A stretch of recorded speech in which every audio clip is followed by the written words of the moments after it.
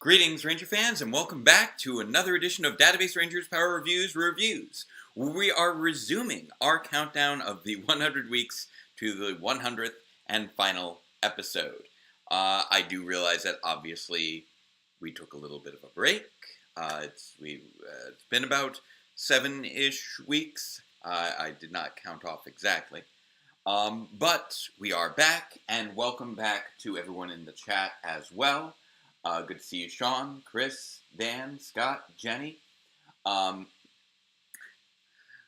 Technically, this is not a Database Ranger trivia event, although I do believe that we are, I do believe there is still a trivia event happening at Power Morphicon. It's just not going to be an official Database Ranger trivia contest. The variety that you've all come to know and love throughout many years of Power Morphicon.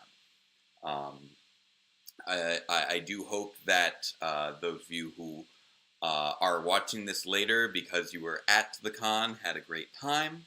I'm sorry I was not able to join you this time round. Obviously, for various reasons, it just wasn't in the cards this year, which was a disappointment. Welcome, Lex. Good to see you as well. Oh, wow, you're leaving for college in Albany tonight at 4 a.m. Wow, that's an early morning leave.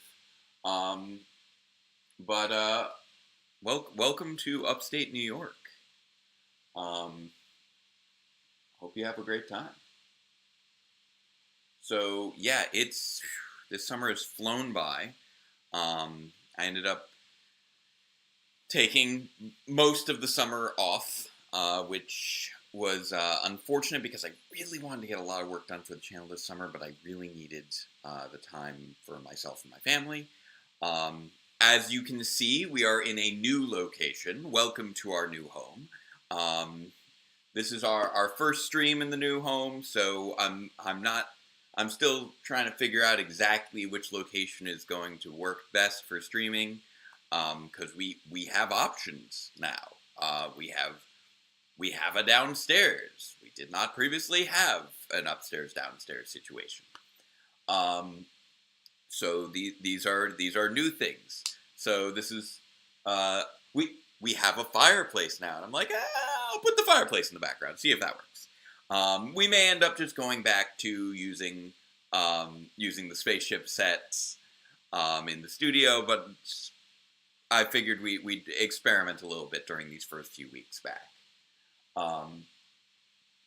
Wi-Fi and bandwidth are doing well for you. Fantastic. Good to hear. I think we still have the same Wi-Fi levels as before, but I am glad to hear that it's doing so well for you. I may later pick a position that's closer to the router, but MJ is working late from home tonight, so I wanted to give them full access to that area. To be on the safe side. So it's been a whirlwind. Obviously, closing on a house and moving into a new house were a very large undertaking, especially as I was trying to regain my physical well-being and dealing with the stress of that. But the move was about as smooth as I think any move that we've done, which is nice. That's one of the advantages to moving from a smaller place to a larger place. You don't need to, you have room to kind of spread things out a little bit more. And it's not too far from where we were living before, so it was less of a big hike. We were able to make a lot of little trips to get everything over here. Along with, of course, the Phantom Ranger helmet and the set and green screen, which are now both set up in the brand new studio, which is once again our spare bedroom, although that is sort of a temporary measure for the time being. There's still a lot of stuff that we're doing around the house to kind of settle in.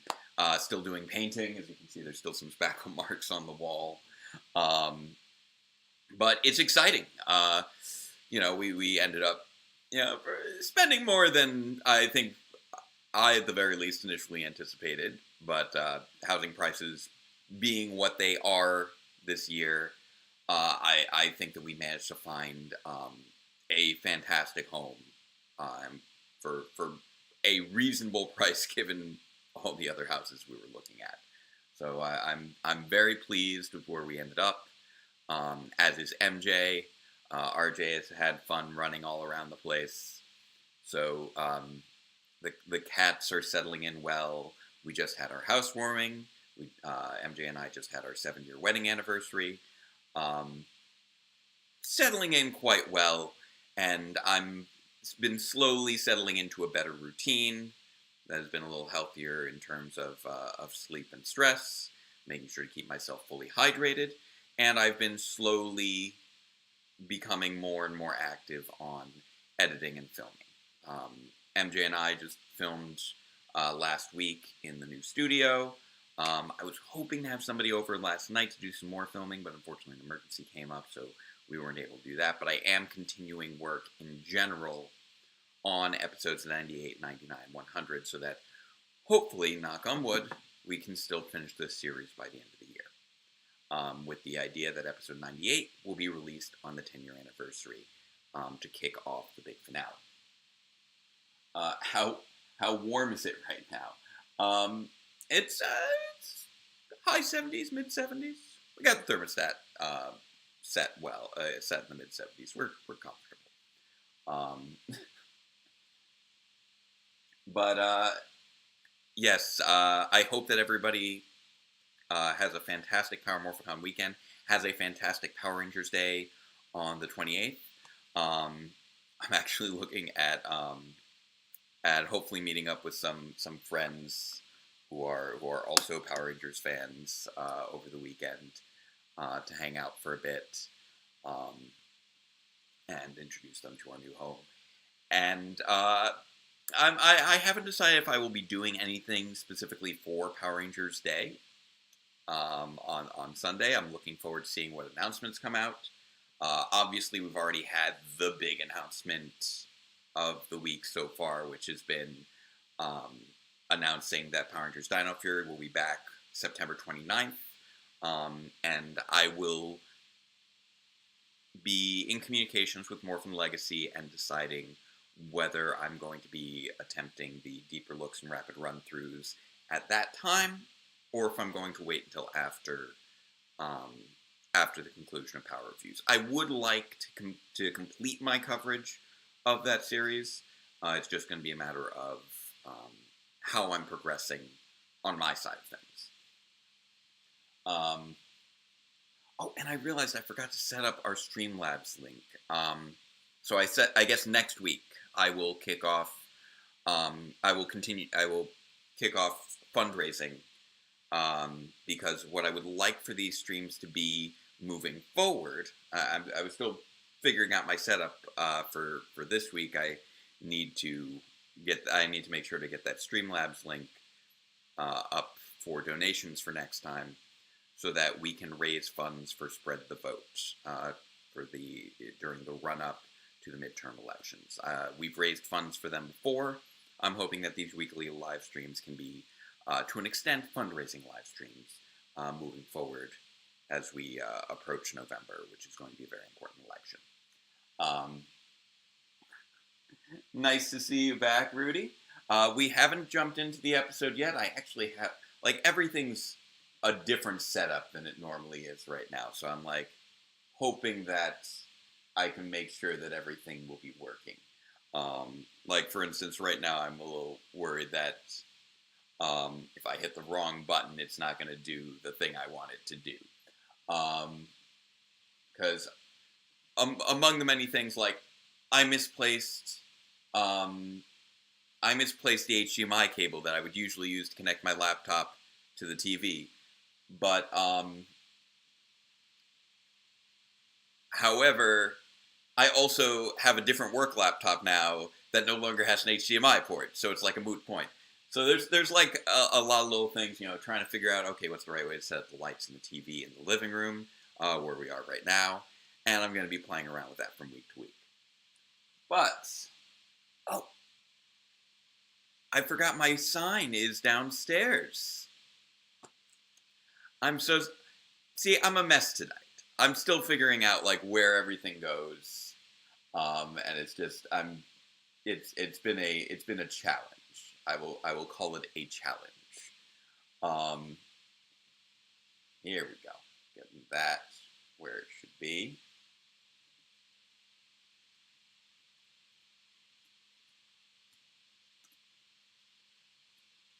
Yeah, man. Why is this thing not? Sorry, I'm trying to get the. So because I don't have the HDMI cable, I am instead casting from the laptop to the TV using our Chromecast, and it's fighting me a little bit. So, all right.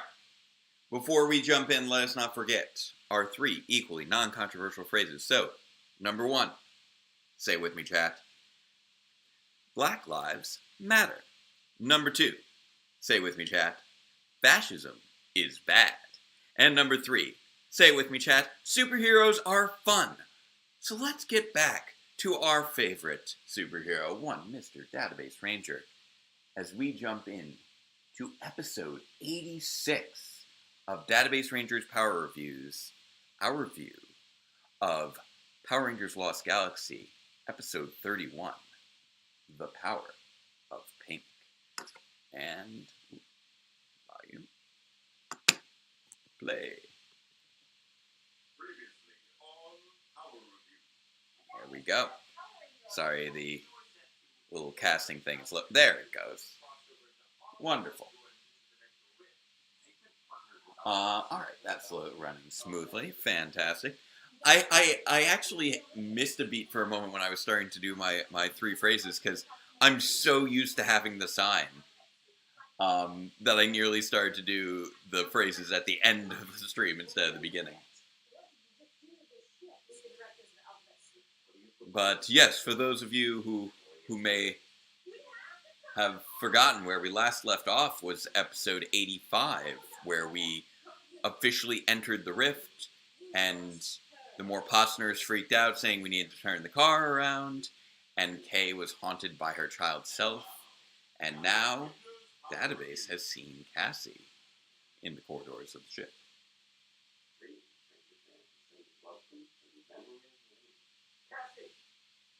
That transition was so much smoother than I was expecting it to be. It's that shot from Power of Pink, and it just kind of faded surprisingly well.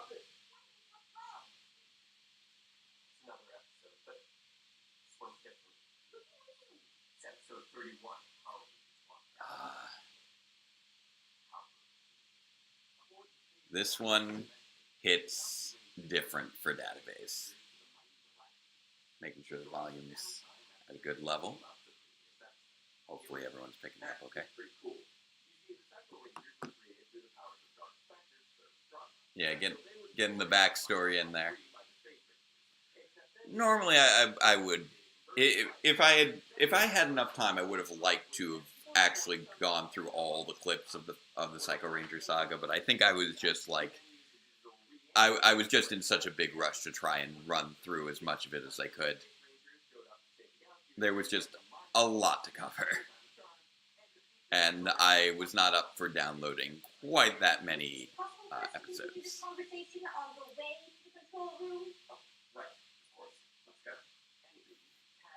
This was an episode where I did a lot of walking back and forth in front of the same 3 setups of the wall. I basically just had the wall sections all lined up in a row, and I just kind of kept, and I cycled between them. So I did my first, 4th, and 8th, or my first, 4th, and 7th, and 10th line in front of one position, and then I did my 2nd, 5th, 8th, and 11th line in front of a different position wall, and I just kept and I kept cycling between those because there was so much walking back and forth between these things.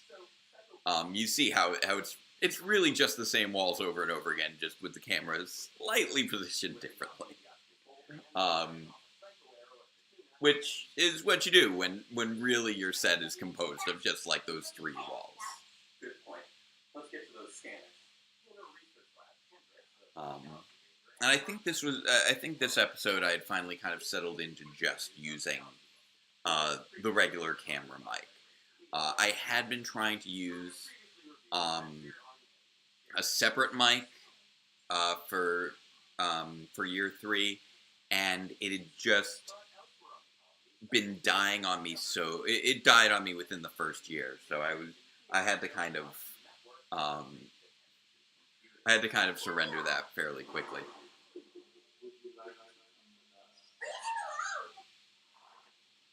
And here we have the illusory agents here, who are larger than life because Dr. C is remembering them from his childhood. I love that Database is still reviewing the episode out loud, even while dealing with giant versions of the directors. Because, you know, they're Dr. C's memories from childhood. And Dr. K is clearly not okay with this. And those 2 agents were both played by me and MJ. Because we just wanted to have them as stand-ins. We didn't.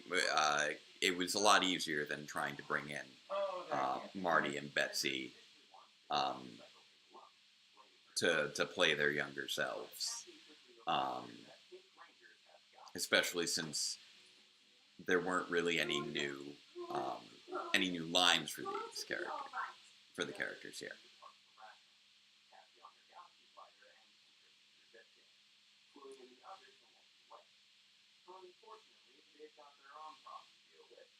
This was such an interesting. More and more agents, which are also all played by me and MJ. We stepped backwards and I composited those together. And I feel like those composites actually came out pretty smooth, all things considered. I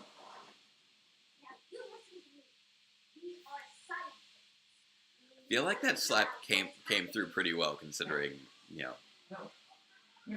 This sequence here, yes.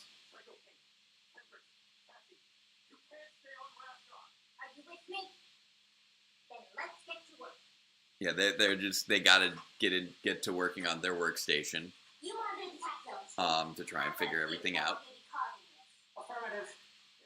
And meanwhile, Database is being assaulted by these memories. This was an interesting effect to kind of pull off the kind of images flashing around him from all the memories of the past. That was tricky because I had to do it in a lot of stages to make it work. Because I'm in the Phantom costume. I'm in front of a green screen that I rolled, and then I had the set. So like I had the set in place. I made sure that the lighting on the set matched the lighting that I was going to be. Then I took the set out. The green screen was behind it. I filmed in front of that, and that way I could make sure that the background behind me was more covered up by the black particles than I was.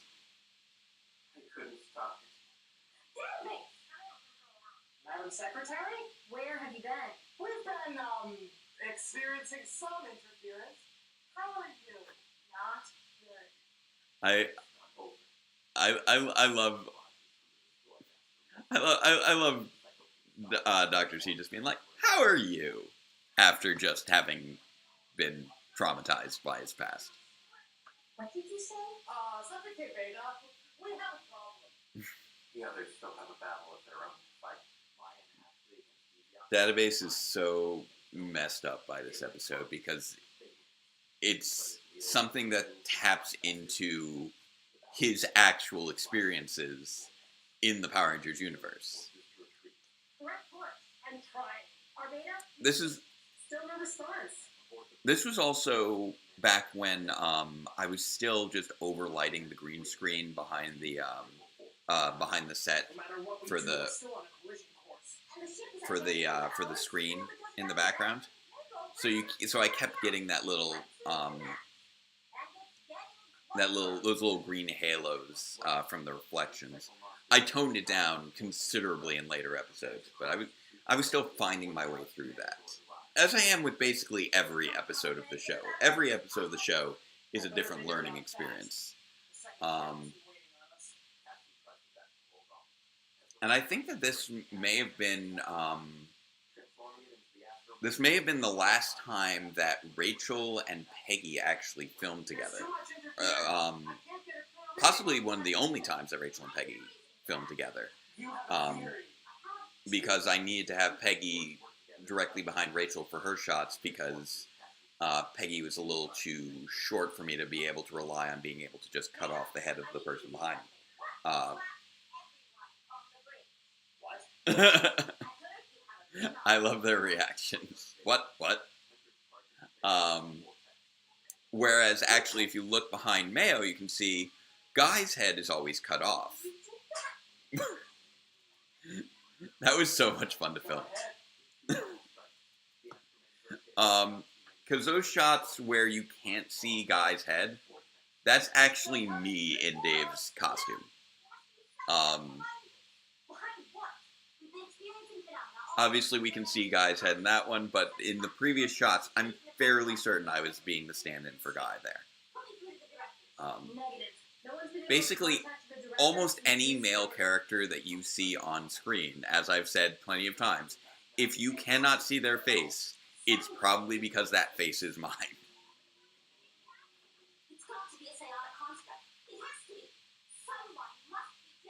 Oh, and Rudy, I'd addressed the deeper looks and rapid run-throughs earlier.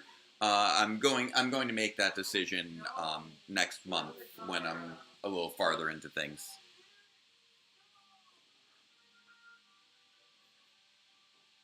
And of course, I had to do the little Baywatch theme to go with everybody running. I felt like I couldn't not do that. The slow motion running just demanded the use of the Baywatch theme. And then it ends. And it's just such a mood whiplash. This might be one of the sharpest mood whiplashes that I've done in the show. Because I'm doing such a gag with the Baywatch theme.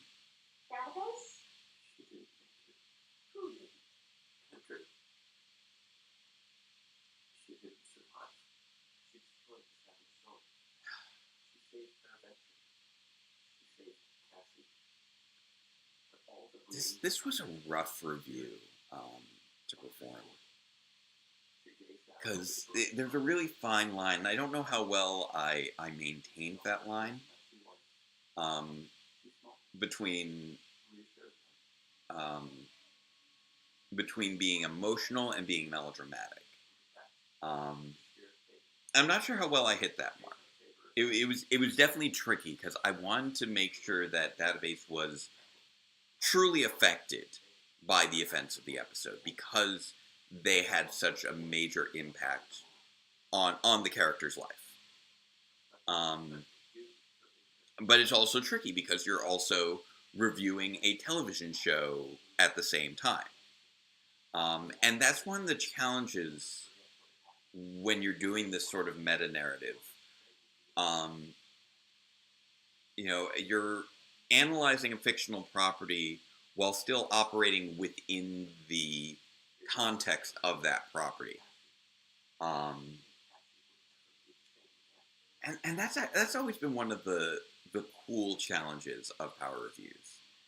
And I knew that was going to be one of the challenges from very early on, because I had chosen to make my main character the Phantom Ranger. He couldn't be looking at everything from a purely objective perspective. There were going to be some events that he was connected to, where he would have known the parties involved and would have been impacted by what happened to them. And I even played around with that back in episode 74 when I was playing as Vengeance. This is obviously a much sadder version of that. Up until that point, the risks were always discussed, but the idea of a ranger actually falling in battle never truly felt real. And here I am walking back along those same walls again. I kept cycling through, okay, this line will be here, this line will be there, this line will be there. And then this line will be here, and this line will be there, and that line will be there.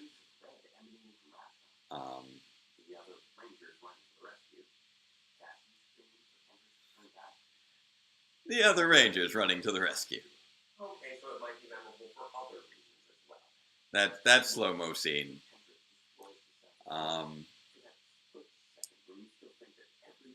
I'm not going to lie. With regards to the joke about the slow-mo running and the Baywatch joke, okay, I was 13, 14 when this came out, and Serena Vincent's outfit during the scene, obviously same outfit throughout the entire show, but I was coming of age. There are memories associated.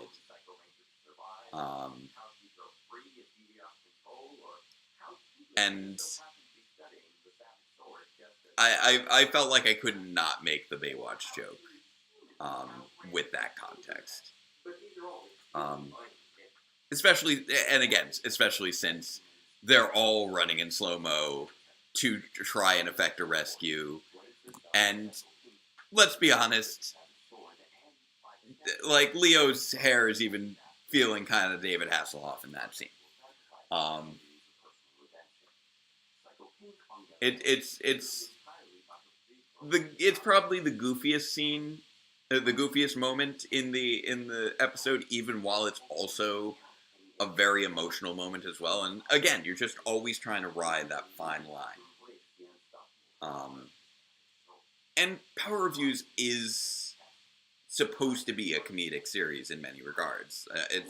And so when there is a moment that feels ripe for a joke, I do try to take advantage of that. Hey, Nightwing Josh, welcome. You're just in time for our conclusion with Database's thoughts on Power of Pink.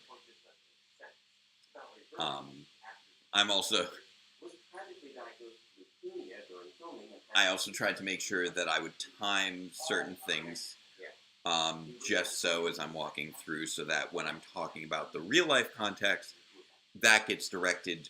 My vision is directed briefly towards the camera, even though within the context, my eyes are actually tracking along with the people who are walking with me.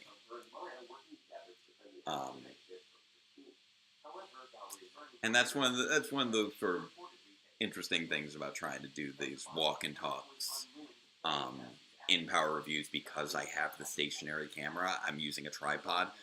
Normally, when someone's doing a walk and talk, the camera just kind of follows them down the hallway. But because I do the stationary tripod, I can't do that.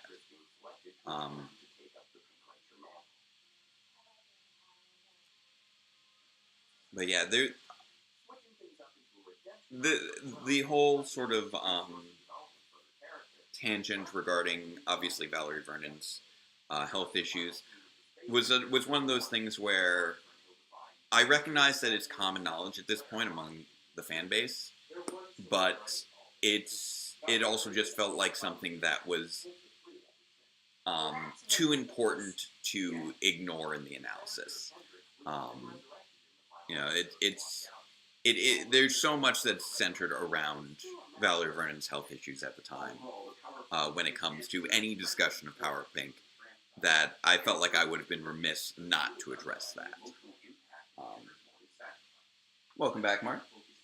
Original action-packed, character-driven story is truly effective, and although it was tacked on at the last minute, the ambiguous ending is very cool. And this little moment right here. Do get follow-up on Space Ranger's mission to establish Hexagon. The Space Ranger's mission to establish Hexagon. And that's when he finally has a memory that isn't from the show.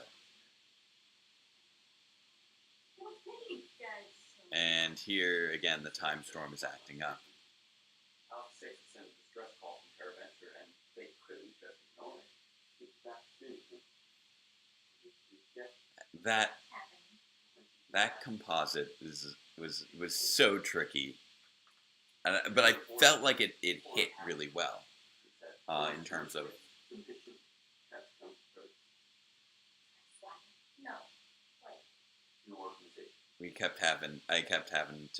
I had to search through so many episodes to try and figure out, okay, which episodes can work for this when it came to the Cassie exchange with database there. And then I had to also obviously model and insert the steadily growing hexagonal tower here.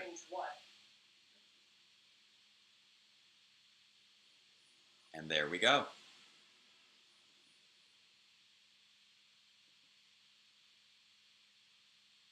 Episode 86.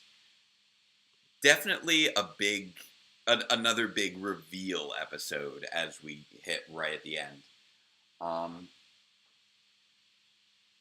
And yeah, it's that whole farewell between Cassie and the Phantom was something that I knew I was going to have to address once I decided, that I was going to be doing a show where the character was an amnesiac Phantom Ranger. I knew I was going to at some point have to address what happened between him and Cassie. And I had gone back and forth on a number of things, and then eventually I'm like, okay, Power of Pink was the breakup. Power of Pink was that turning point for their relationship. And that's where I also, as we'll see in the next episode, realized that I could make the connection between the events of Lost Galaxy and the events of RPM, as we'll see at the beginning of 87, which 87 is, there's just so much backstory that we dive into in 87. I'm still very proud of 87, and I'm proud of 86. Some of the green screen work still looks a little wonky. I was still figuring out a lot of it. I like to think I've gotten better at a number of those things, especially when we take a look at, what was it? Oh, you said Guy's last line was missing when the episode aired. Did I re-upload? I think I may have. I forget. I remember there was an audio issue. I was dealing with a number of audio issues at the time. And so I may or may not have re-uploaded it. Or it's also possible that I may have... It may be possible that the audio is only missing from mobile playback. I would need to double check on a phone. That's one of the tricky things was that microphone that I had been using only went to one channel, and it wasn't the default channel. So even though I could always hear it through my headphones during the playback, if it came out through a mono speaker instead of a stereo speaker, anything that was on that channel wouldn't come through, and I didn't find that out until after the fact. So I remember that was a difficulty with a number of those early episodes in year 3. Although I forget if that specifically was the case with this one. I assume it was. So I would need to double check if that issue is still there. I don't think it still is. I would need to double check. I certainly hope not. At least. Every episode of Power Reviews is such a learning experience, and there's always things that, there's little errors here, little errors there, little hiccups, and that's just something that's sort of inevitable when it's sort of a one-man production with actors who are performing just in their spare time, and everything's trying to be released in a timely manner. There's always these little hiccups along the way. I'm still I'm still struggling with a number of things. Like I think the other day I found that there was an old SD card that's corrupted in some way, and I'm sure that I've got some footage on there that never got transferred onto the desktop. And I might not be able to refilm that footage, so there's some lines that I might just need to cut, which is unfortunate, but actually might also work out because they were going to be delivered towards people who have since become unavailable and wouldn't be able to record their reply lines anyway. It's been a process. I even have one thing that I shot with Dave over at his apartment, years ago, for a quick cutaway gag of Guy at Alphabet Soup that I never ended up actually writing into the script. So it's just sort of like a random outtake of Guy getting coffee at Alphabet Soup. That I just never found a good place to actually insert into the episode, and so that didn't make the final cut. That sort of thing very rarely happens. There's very rarely things that I film and then don't put in the episode, outside of obviously just the cut takes. But anything that's written and then filmed, it's very rare that I actually cut any lines or anything like that, unless there's some sort of, unless I had some sort of error. For instance, in episode 97, I had an editing error that I didn't discover until after posting, so since I didn't want to go through the business of re-uploading it, I just cut the lines with that error, and I just did that edit in YouTube. So only people who saw the episode in the first day or so actually got to hear those lines, because somehow it got overlaid with footage of me taking my helmet off, which I did not want to have in that final cut. But as far as that final scene with Cassie, the two episodes that I obviously that I chose to use there were Delta Discovery, when she said farewell to Phantom right after he left her the message, and Power of Pink, when she was walking over to pick up her repaired morpher, and I just kind of flipped it so that she was walking in the opposite direction. But cutting around those ferns from Delta Discovery was definitely a challenge. And I feel like it only blends as well as it does, which is, I would say, middling.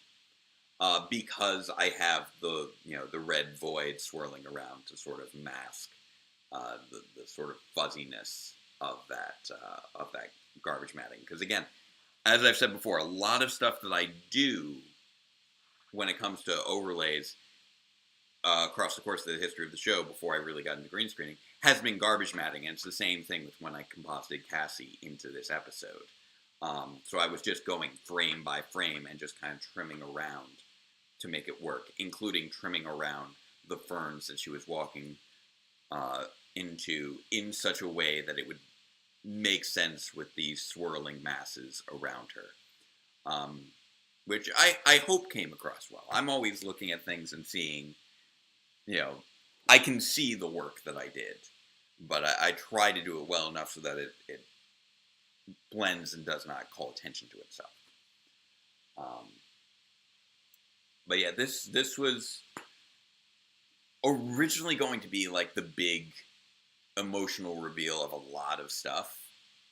And I ended up just focusing on database and pushing a lot of the other stuff that we'll dive into over into 87, which ended up becoming way more backstory focused than I ever anticipated until I actually got to writing it, as I've said a number of times before. Yeah, Power of Pink was supposed to be sort of the climax of this Time Storm arc that I was doing. But then I realized that I had so much more opportunity that had presented itself with the other illusions that I just wanted to go whole hog and just dive into all these other reveals of all these other character backstories, not through conversation, but through actually showing the flashbacks. But that, again, that's getting into what we'll be talking about next week. I will have so much to talk about every bit of episode 87 just because it touches on so many of the characters. And it further elaborates upon a number of things that we bring up here in 86. Obviously, it continues Database's explanation of what happened with Hexagon in his home universe. This episode is the one that establishes that Database's home universe is the Lost Galaxy universe, which hadn't been established up until this point. Lost Galaxy and RPM were treated as that splintered timeline off the main universe, and the assumption up until this point was that Database was the main timeline's Phantom Ranger, but he's actually the Phantom Ranger from the Lost Galaxy RPM timeline, and this is the episode that actually reveals that. If you've been paying close enough attention throughout the series about the different timelines with the different incarnations. This also gave us a little bit more detail on the we need to turn the car around with the more Popsners, as previously we knew that they had been trying to prevent the ship from running into something with their whole we need to turn the car around. And we saw the little shadow of something at the very end of 85, and here we see that it forms as a fully fledged version of the ship coming at them. But it's the ship from before it got reformatted with Zagger's DNA. And the fact that the Alphabet Soup ship in its original form is a memory of the more Potsners is sort of another little mystery from this episode that then gets further resolved in the following episode when we get to see what the deal was with we need to turn the car around. So there is definitely a lot of little bits and pieces where if you're paying close enough attention, you realize the nature of the mysteries that we are being introduced to.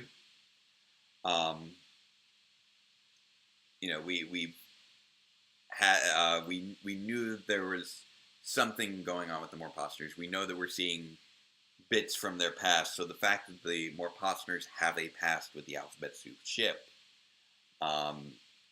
was something that I don't think necessarily a lot of people made that connection in this episode because they were so just kind of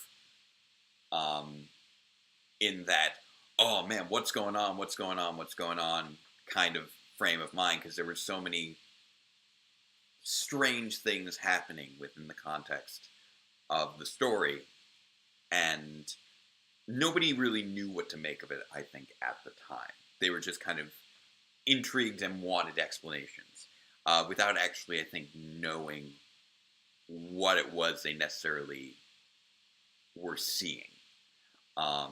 Which was one of the reasons that when I did episode 88 a little later, I tried to have a little bit more exposition than I originally had planned, because I knew that people were very confused by the time storm illusions that we get in 85, 86, and 87.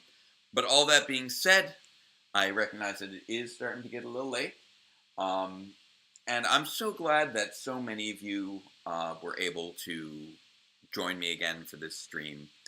I wasn't sure how many people were going to be available tonight, since it is the first night of Power Morphicon. I hope that the people who are there are having a great time with the panels, the guests, the booths, everything.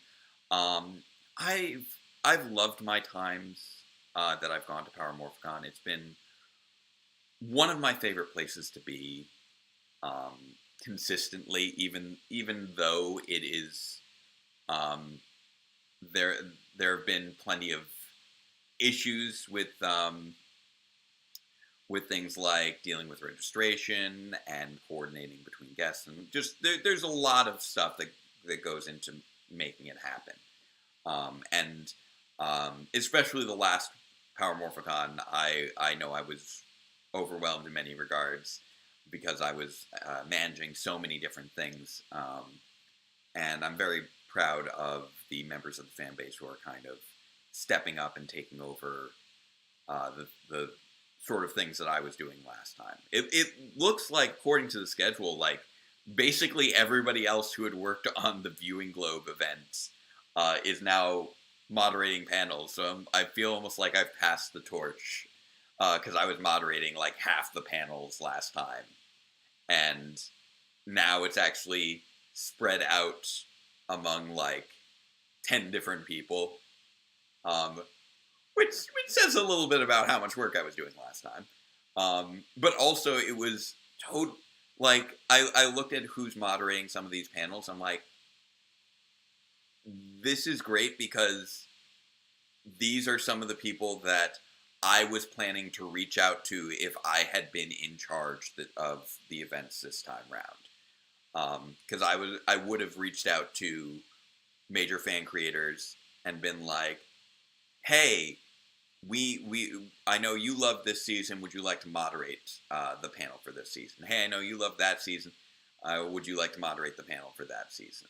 And the fact that actually did end up happening without any input from me this year, I think is a good sign that maybe things are finally coming together from that organizational standpoint, or at least I hope so. I don't really have any insight to how management has run the con this year going into things. I have no idea how everything's coming together right now. I know everybody's been expressing a lot of excitement online as they've been arriving, but I've yet to have a chance to see any social media reports of how the con is currently progressing. But I hope they're having fun. I think the only tweet that I saw of a specific thing happening at the con is that apparently Troy and Captain Marvelous's actors have given each other a hug at their booths. So that is just adorable.